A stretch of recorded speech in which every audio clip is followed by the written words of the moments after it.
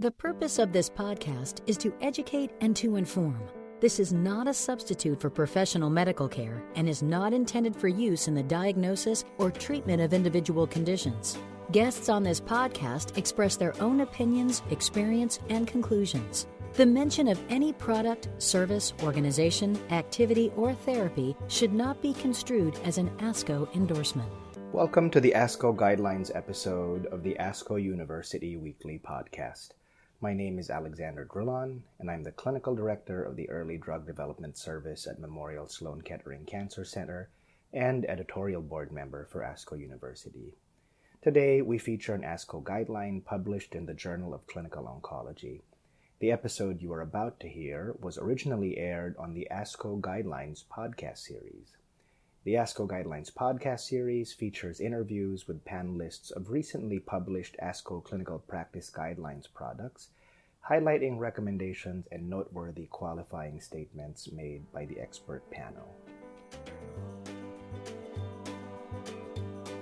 Hello and welcome to the ASCO Guidelines podcast series. My name is Shannon McKernan, and today I'm interviewing Dr. Christopher Flowers, an author on Outpatient Management of Fever and Neutropenia in Adults Treated for Malignancy, American Society of Clinical Oncology, and Infectious Diseases Society of America Clinical Practice Guideline Update. Thank you for being here today, Dr. Flowers. Thank you, Shannon. First, can you give us a general overview of what this guideline covers? Sure.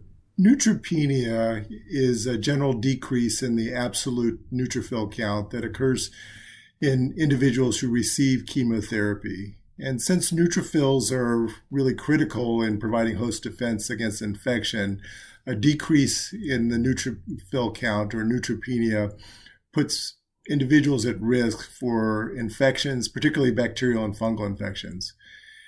In the situation where a patient is neutropenic after receipt of chemotherapy, fever can be a very important indicator and sometimes can be the only sign or symptom that someone is developing an infection. And clinicians should be mindful that any patient with neutropenia, once they develop a fever, may have a serious infection. This guideline is really an attempt to help clinicians to manage patients who have both fever and neutropenia. And it is the first time that it provides an updated joint guideline between the American Society of Clinical Oncology and the Infectious Disease Society of America. So it's the first ASCO IDSA joint guideline on outpatient management of fever and neutropenia. In addition to what I just mentioned about fever and neutropenia, that is most commonly a kind of a situation that requires hospitalization. This joint guideline is an attempt for ASCO and IDSA to be able to provide insights about how best to manage those patients when the opportunity exists to manage those patients as outpatients. To put together this guideline, ASCO and IDSA convened an updated expert panel built from the expert panel for the original ASCO guideline and experts from the Infectious Disease Society of America. And we conducted an updated systematic review of relevant studies, and the guideline recommendations were based upon this updated review and input from the expert panel. So the last version of this guideline was published in 2011. What has been updated in this new version? So as I mentioned, ASCO and IDSA are the two groups that joined forces to work on this guideline. The IDSA's guideline, the Clinical Practice Guideline for the use of antimicrobial agents in neutropenic patients with cancer, was released in 2011. And in 2013, ASCO released a guideline on the antimicrobial prophylaxis and management of patients with fever and neutropenia. Since that time, there have been 6 new or updated meta-analyses and 6 new primary studies that were examining the criteria that were listed in the updated systematic review.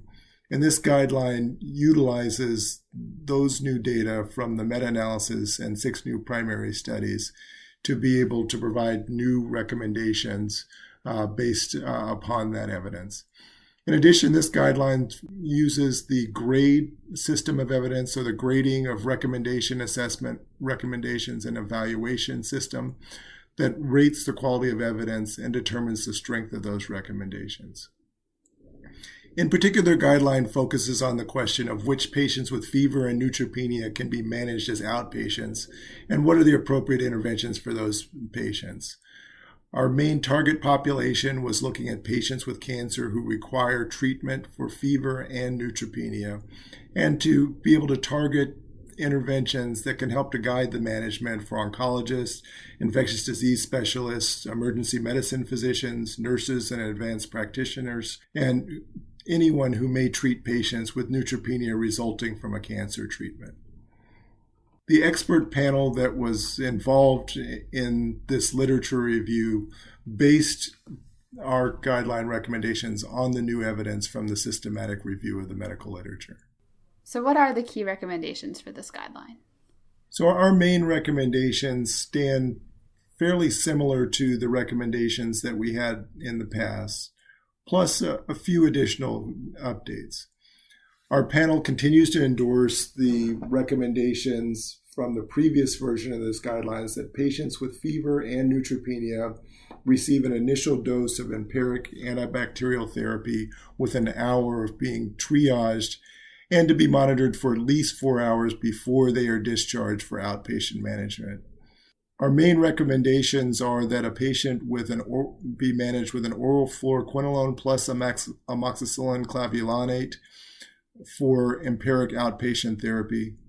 For patients who are penicillin allergic, clindamycin can be substituted for amoxicillin clavulanate.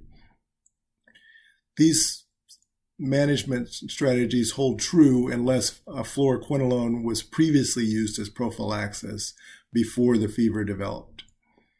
We outline two major parts for management of patients who have the potential to be managed in the outpatient setting. First, identifying patients and triaging patients who are neutropenic with a fever immediately, assuming that bacterial infection has occurred, and then documenting fever and drawing pre-treatment blood samples, performing an assessment to determine whether this patient might be appropriate to be managed in the outpatient setting, and administering empiric antibiotics within 1 hour of the triage time point. In addition, we describe some of the strategies for identifying candidates for outpatient management, and that includes using a system like the MASS scoring system or Talcott's groups, which can help to identify patients who may be at higher risk and require inpatient management. Secondarily, there are other systems like the CISNE tool that can help to define low-risk patients who might be appropriately managed as an outpatient.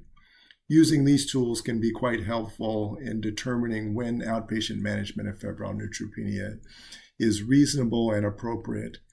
And for any patient for whom there are viewed to be increased risks in the view of the patient or the clinician, I think it's reasonable to move ahead with inpatient management and admission of those patients. Additional criteria for when outpatient management is appropriate are included in the guidelines. Are there any important cost considerations of neutropenic fever syndromes? In the setting of neutropenic fever management, most of the agents that we consider using in the outpatient setting are antibiotics that can be used as generics or with multiple products available, like the fluoroquinolones or amoxicillin clavulanate or clindamycin. And so the cost considerations for the actual administration of antibiotics is relatively limited. But if these guidelines are appropriately utilized for patients, they do create situations where there might be cost savings as a result of reduced ER visits or as a result of reduced hospitalizations. And finally, how will these guideline recommendations affect patients? Patients with fever and neutropenia occur quite commonly in the routine management of patients with cancer. And this is a result of chemotherapy administration, which very commonly causes neutropenia. And during the period of neutropenia, about 40% or sometimes more patients may experience a fever. When this happens, the routine management traditionally has been for patients to be admitted to the hospital, receive intravenous antibiotics, be monitored with blood cultures in the hospitalization until fever and neutropenia resolve. This is appropriate for many patients who have prolonged fever or prolonged neutropenia or both, and for patients who have excessive risk of untoward outcomes with fever and neutropenia. And those are patients that can be defined using the MAS score or Talcott's group as the higher risk patients.